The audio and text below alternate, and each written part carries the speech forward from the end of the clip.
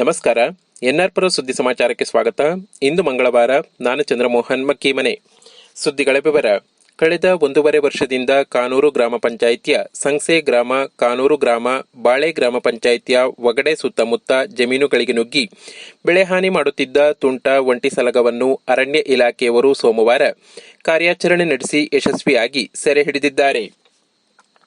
ಕೊಪ್ಪ ಉಪ ಅರಣ್ಯ ಸಂರಕ್ಷಣಾಧಿಕಾರಿ ಇ ಶಿವಶಂಕರ್ ಮಾರ್ಗದರ್ಶನದಲ್ಲಿ ತುಂಟ ಒಂಟಿಸಲಗವನ್ನು ಹಿಡಿಯಲು ಶಿವಮೊಗ್ಗದ ಸಕ್ಕರೆಬೈಲಿನ 3 ಆನೆ ಹಾಗೂ ಕುಶಾಲ್ಪುರದ ದುಬಾರಿಯ 3 ಆನೆಗಳನ್ನು ಕರೆಸಲಾಗಿತ್ತು. ನರಸಿಂಹರಾಜಪುರ ಹಾಗೂ ಆಲ್ದರದ ಎಲಿಫೆಂಟ್ ಟಾಸ್ಕ್ ಫೋರ್ಸ್ ಸಿಬ್ಬಂದಿಗಳು, ಸ್ಥಳೀಯ ಅರಣ್ಯ ಇಲಾಖೆಯ ಸಿಬ್ಬಂದಿಗಳು ಸೇರಿ 100ಕ್ಕೂ ಹೆಚ್ಚು ಅರಣ್ಯ ಇಲಾಖೆಯ ಸಿಬ್ಬಂದಿಗಳು ಕಾರ್ಯಾಚರಣೆಯಲ್ಲಿ ಭಾಗವಹಿಸಿದ್ದರು. ಶನಿವಾರ ಸಂಜೆಯೇ 6 ಆನೆಗಳು ಗುಡ್ಡೆಹಳ್ಳದ ಸರ್ಕಾರಿ ಶಾಲೆಯ ಮೈದಾನಕ್ಕೆ ಬಂದು ವಾಸ್ತವ್ಯ ಹೂಡಿದ್ದವು. ಸೋಮವಾರ ಮುಂಜಾನೆ 4 ಗಂಟೆಯಿಂದಲೇ ಅರಣ್ಯ ಸಿಬ್ಬಂದಿಗಳು ಸಾಕಿದ ಆನೆಗಳು ಒಟ್ಟಾಗಿ ಒಂಟಿಸಲಗ ಇರುವ ಜಾಗ ಹುಡುಕಿ ಸಂಸೆ ಗ್ರಾಮದ ಗುಂಡ್ವಾನಿ ಸಮೀಪದ ಕಾಡಿನಲ್ಲಿ ಕಾರ್ಯಾಚರಣೆ ನಡೆಸಿದರು. ಬೆಳಿಗ್ಗೆ 9 ಗಂಟೆಗೆ ಒಂಟಿಸಲಗ ಇರುವ ಜಾಗದ ಸುತ್ತಮುತ್ತಲಿನ ಜಾಗದಲ್ಲಿ ಸಾಕಿದ ಆನೆಗಳನ್ನು ತಂದು ನಿಲ್ಲಿಸಲಾಯಿತು. ನಂತರ ಮಡಿಕೇರಿಯಿಂದ ಬಂದಿದ್ದ ಮುಖ್ಯ ಪಶುವೈದ್ಯಾಧಿಕಾರಿ ಡಾಕ್ಟರ್ ಮಸೀದ್ ಅವರ ನೇತೃತ್ವದಲ್ಲಿ ದುಬಾರೆಯಿಂದ ಬಂದಿದ್ದ ಶಾರ್ಪ್ ಶೂಟರ್ ರಂಜನ್ ಅವರು ಒಂಟಿ ಸಲಗಕ್ಕೆ ಔಷಧಿ ಸಿಂಪರಣೆ ಮಾಡಲು ಯಶಸ್ವಿಯಾದರು. ಔಷಧಿ ಪ್ರಭಾವದಿಂದ ಮಂಪರಿಗೆ ಹೋದ ಒಂಟಿ ಸಲಗದ ಕಾಲುಗಳನ್ನು ಹಗ್ಗದಿಂದ ಕಟ್ಟಿ ಲಾರಿ ಬರುವ ರಸ್ತೆಯವರೆಗೆ ಸಾಕಿದ ಆನೆಗಳ ಸಹಾಯದಿಂದ ಕರೆತರಲಾಯಿತು. ನಂತರ ಕ್ರೇನ್ ಸಹಾಯದಿಂದ ಕಾಲು ಕಟ್ಟಿದ ಒಂಟಿ ಸಲಗವನ್ನು ಎತ್ತಿ ಲಾರಿಗೆ ಹತ್ತಿಸಲಾಯಿತು. ಒಂಟಿ ಸಲಗವನ್ನು ಶೃಂಗೇರಿ ವಲಯ ಅರಣ್ಯಾಧಿಕಾರಿ ಮಧುಕರ್ ನೇತೃತ್ವದಲ್ಲಿ ಕುಶಾಲ್ಪುರದ ದುಬಾರೆ ಕ್ಯಾಂಪಿಗೆ ಕಳುಹಿಸಲಾಯಿತು.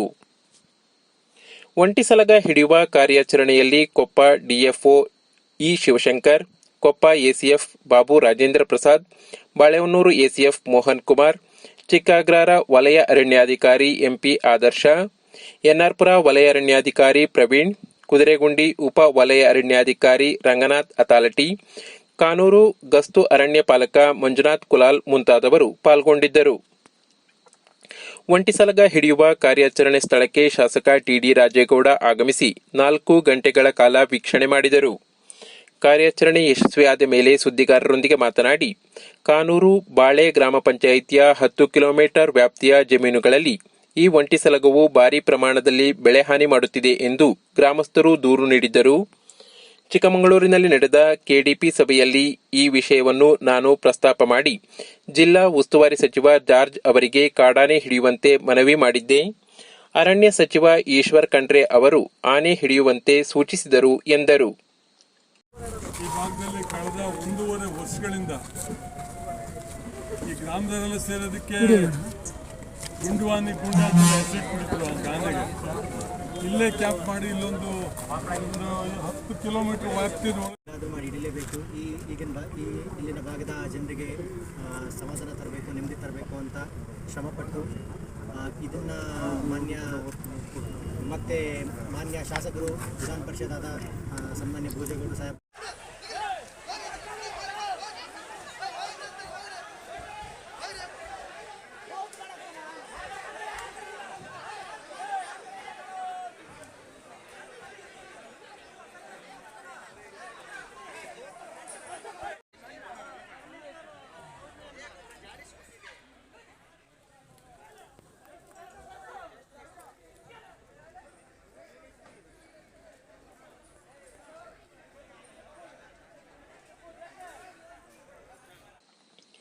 ಜೆಸಿ ಸಂಸ್ಥೆಯು ಯುವ ಜನರಿಗೆ ನಾಯಕತ್ವ ಗುಣ ಕಲಿಸಿ ಆತ್ಮವಿಶ್ವಾಸ ಬೆಳೆಸುತ್ತದೆ ಎಂದು ಕನ್ನಡ ಸಾಹಿತ್ಯ ಪರಿಷತ್ ಮಹಿಳಾ ಘಟಕದ ಅಧ್ಯಕ್ಷೆ ಭಾಗ್ಯ ನಂಜುಂಡಸ್ವಾಮಿ ತಿಳಿಸಿದರು. ಅವರು ಸೋಮವಾರ ಬಸ್ತಿ ಮಠದ ಮಹಾವೀರ ಭವನದಲ್ಲಿ ಜ್ವಾಲಾಮಾಲಿನಿ ಜೆಸಿ ಸಂಸ್ಥೆಯ 36ನೇ ಜೆಸಿ ಸಪ್ತಾಹ ಕಾರ್ಯಕ್ರಮದಲ್ಲಿ ಜೆಸಿ ಹಾಗೂ ಮಹಿಳಾ ನಾಯಕತ್ವ ಎಂಬ ವಿಷಯದ ಬಗ್ಗೆ ಮುಖ್ಯ ಭಾಷಣಕಾರರಾಗಿ ಉಪನ್ಯಾಸ ನೀಡಿದರು. ಸೀನಿಯರ್ ಚೇಂಬರ್ ಇಂಟರ್ನ್ಯಾಷನಲ್ ಅಧ್ಯಕ್ಷ ಎಸ್ಎಸ್ ಜಗದೀಶ್ ಕಾರ್ಯಕ್ರಮ ಉದ್ಘಾಟಿಸಿ ಮಾತನಾಡಿ, ಜೆಸಿ ಸಂಸ್ಥೆಯು ಚಂಚಲ ಮನಸ್ಸನ್ನು ಒಗ್ಗೂಡಿಸುವ ವ್ಯಕ್ತಿ ವಿಕಸನ ಸಂಸ್ಥೆಯಾಗಿದೆ ಎಂದರು. ಇದೇ ಸಂದರ್ಭದಲ್ಲಿ ಸರ್ಕಾರಿ ಆಸ್ಪತ್ರೆಯ ಮಕ್ಕಳ ತಜ್ಞ ಡಾಕ್ಟರ್ ಪ್ರಭು ಅವರನ್ನು ಸನ್ಮಾನಿಸಲಾಯಿತು. ಜೆಸಿ ಸಂಸ್ಥೆಯ ಸೆಲ್ಯೂಟ್ ದ ಸೈಲೆಂಟ್ ವರ್ಕರ್ ಕಾರ್ಯಕ್ರಮದಡಿ ಧರ್ಮಸ್ಥಳ ಗ್ರಾಮಾಭಿವೃದ್ಧಿ ಯೋಜನೆಯ ಯೋಜನಾಧಿಕಾರಿ ರಾಜೇಶ್, ಪಟ್ಟಣ ಪಂಚಾಯಿತಿ ಅಧ್ಯಕ್ಷೆ ಜುಬೇದಾ, ಸಾಹಿತಿ ಮೀನಾಕ್ಷಿ ಕಾಂತರಾಜ್, ಕರ್ನಾಟಕ ರಕ್ಷಣಾ ವೇದಿಕೆ ಮಹಿಳಾ ಘಟಕದ ಅಧ್ಯಕ್ಷೆ ಪ್ರೇಮಾ ಶ್ರೀನಿವಾಸ್, ಸಿಡಿಪಿಒ ಇಲಾಖೆಯ ಮೇಲ್ವಿಚಾರಕಿ ಸಾವಿತ್ರಿ, ಲೇಖಕಿ ಭಾಗ್ಯ ನಂಜುಂಡಸ್ವಾಮಿ ಅವರನ್ನು ಗೌರವಿಸಲಾಯಿತು. ಸಭೆಯ ಅಧ್ಯಕ್ಷತೆಯನ್ನು ಜೆಸಿ ಸಂಸ್ಥೆ ಅಧ್ಯಕ್ಷ ಸಾರ್ಥಕ್ ಗೌಡ ವಹಿಸಿದ್ದರು. ಸಭೆಯಲ್ಲಿ ಜೆಸಿ ಸಂಸ್ಥೆಯ ನಿಕಟಪೂರ್ವ ಅಧ್ಯಕ್ಷ ಎಂಪಿ ಮನು, ಜೆಸಿ ಕಾರ್ಯದರ್ಶಿ ಮಿಥುನ್ ಗೌಡ, ಸಪ್ತಾಹದ ನಿರ್ದೇಶಕ ಜೋಯಿ ಬ್ರೋ, ಜೆಸಿ ರೇಟ್ ಅಧ್ಯಕ್ಷೆ ದಿಶಾ ಗೌಡ ಉಪಸ್ಥಿತರಿದ್ದರು. ಜೆಸಿ ಕಾರ್ಯದರ್ಶಿ ಮಿಥುನ್ ಗೌಡ ಸ್ವಾಗತಿಸಿದರು. ಸುಹಾಸ್ ಜೆಸಿ ವಾಣಿ ವಾಚಿಸಿದರು. ದರ್ಶನ್ ಕಾರ್ಯಕ್ರಮ ನಿರೂಪಿಸಿದರು. ನಂತರ ಮಹಿಳೆಯರಿಗಾಗಿ ವಿವಿಧ ಆಟೋಟ ಸ್ಪರ್ಧೆ ಏರ್ಪಡಿಸಲಾಗಿತ್ತು.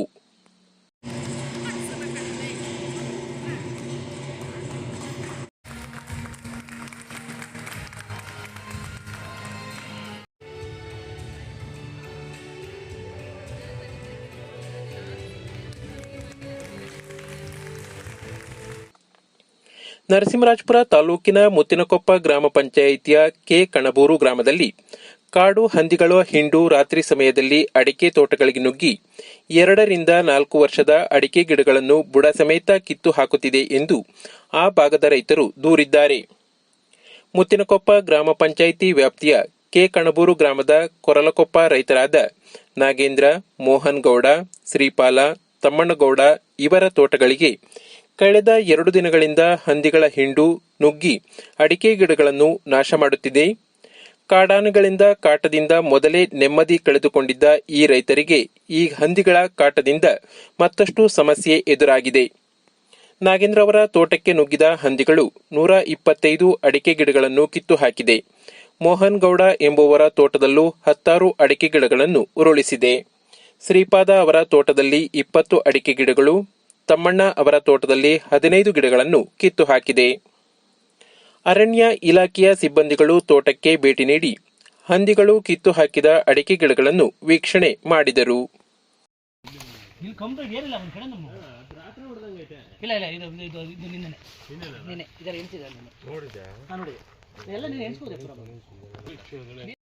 ಜಾಗದಲ್ಲಿ ನಾಳೆ ಬರ್ತವೆ ಸುಳ್ಳೋದು.